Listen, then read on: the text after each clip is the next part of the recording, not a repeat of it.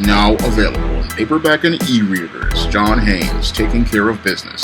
The man who rules the world breaks in a brand new partner to help him take care of business in this action-packed, all-new John Haynes series adventure. Get John Haynes, Taking Care of Business at paperback and e-readers at online booksellers everywhere. When Marvel Comics makes great comics, your comic book YouTubers don't ever talk about them.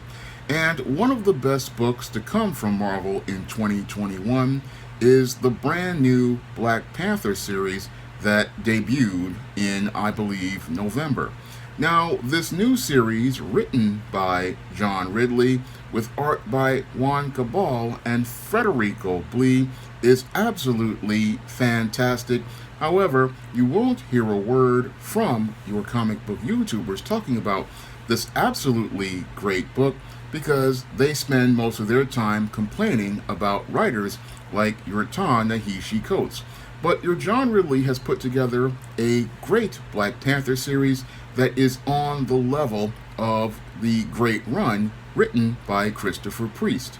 And this run of Black Panther really reminds me of a action and spy movie similar to James Bond and The Bourne Identity.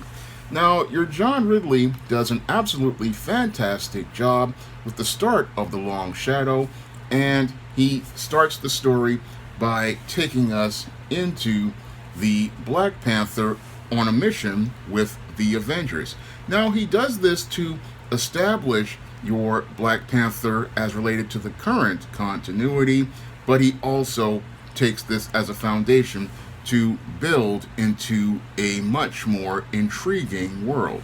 Now, as the Black Panther is with the Avengers engaging some of these mutant monsters or whatever they are, this turns into a quick mission where the team mops up everything, and then your T'Challa talks about how he has to go take care of some business on Wakanda. And we see that the Wakanda that everybody knew has changed, and this Wakanda that John Ridley is building takes some elements from the Black Panther movie of 2018, and it also builds on the previous runs by writers like Ta-Nehisi Coates.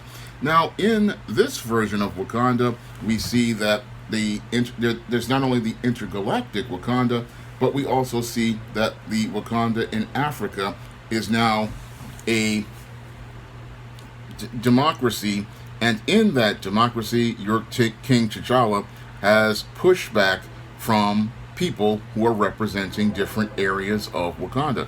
So there's some great intrigue as related to the politics of Wakanda that's building in these couple of pages, and it shows that the Wakanda that has changed, and T'Challa has to adjust to this more democratic Wakanda because he's used to being a monarch and making unilateral decisions, but now he has to listen to the people.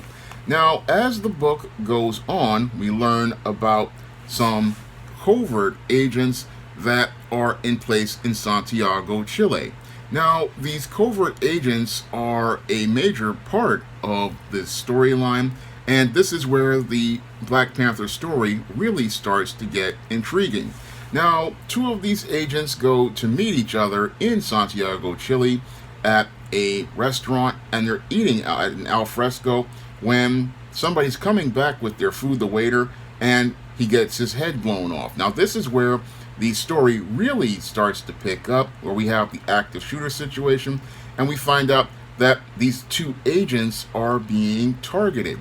And as they go into action, we find out that these agents are running up against a mysterious group that says they live to die. Now, this really builds up a lot of great intrigue as related to who is after these agents. And then we ask the critical question is, why has T'Challa placed those agents in these areas? Now, this all happens in the first issue, where we see the agents go into action against these mysterious these individuals, and the action here again is really intriguing.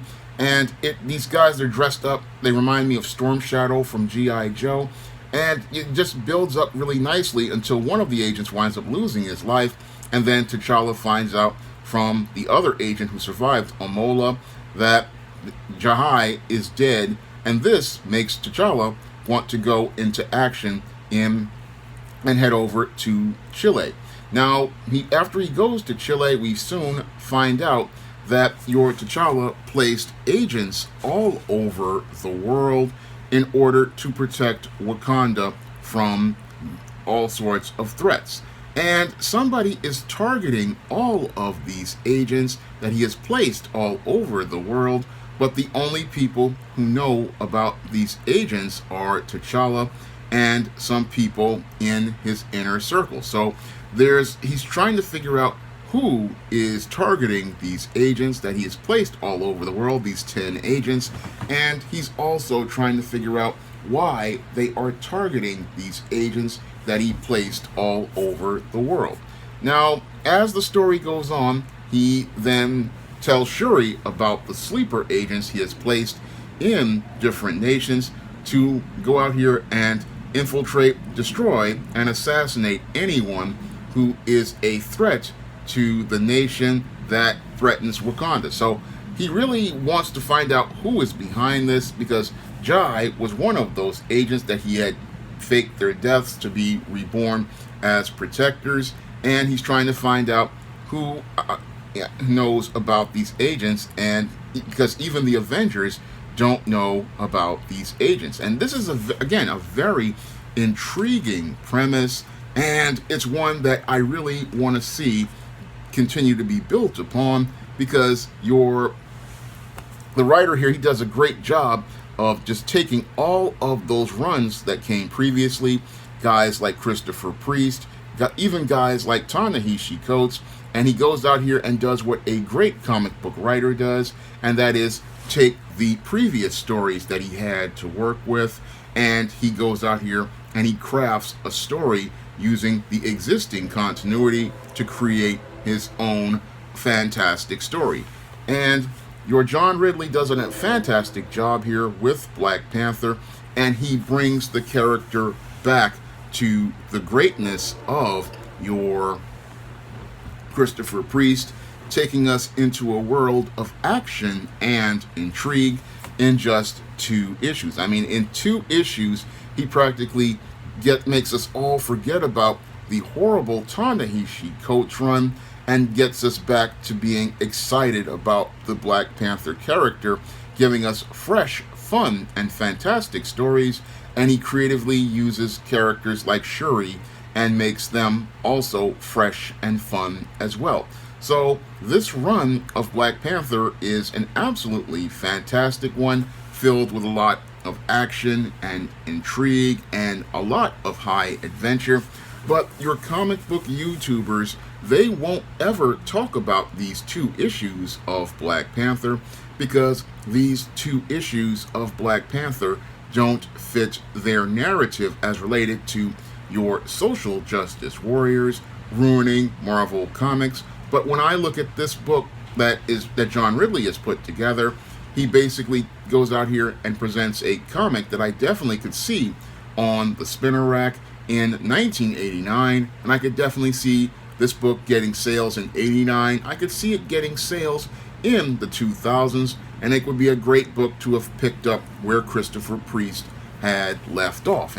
And again, John Ridley shows great skill with this story with Black Panther, and this Long Shadow is just as great as the Longbow Hunters with Green Arrow.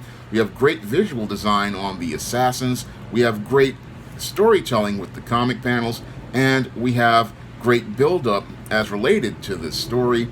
And most comic fans, they wouldn't know that a great Marvel comic like this is out here, because all you hear about is social justice warriors. All you hear about are the so-called woke books, but they don't talk about the skill that John Ridley had at taking all of these runs of Black Panther and building his own storyline and crafting a fresh look at the Black Panther and a fresh story at the Black Panther. I could easily see being adapted into a film if they were to go out here and reboot the Black Panther franchise outside of the MCU with a new T'Challa, I could easily see John Ridley's 2 issues being the source material for a brand new Black Panther movie, because he just has done an amazing job with T'Challa and making him really, a fantastic character, because we have the intergalactic Wakanda, and then you have now, in the 3rd issue, he's going to be going to the terraformed Krakoa on Mars. So you have a lot of great build-up with the character. You have interacting with the overall Marvel Universe, and you have, again, very fresh take on a character that many people thought would be messed up by your Ta-Nehisi Coates, but your John Ridley shows us that he can go out here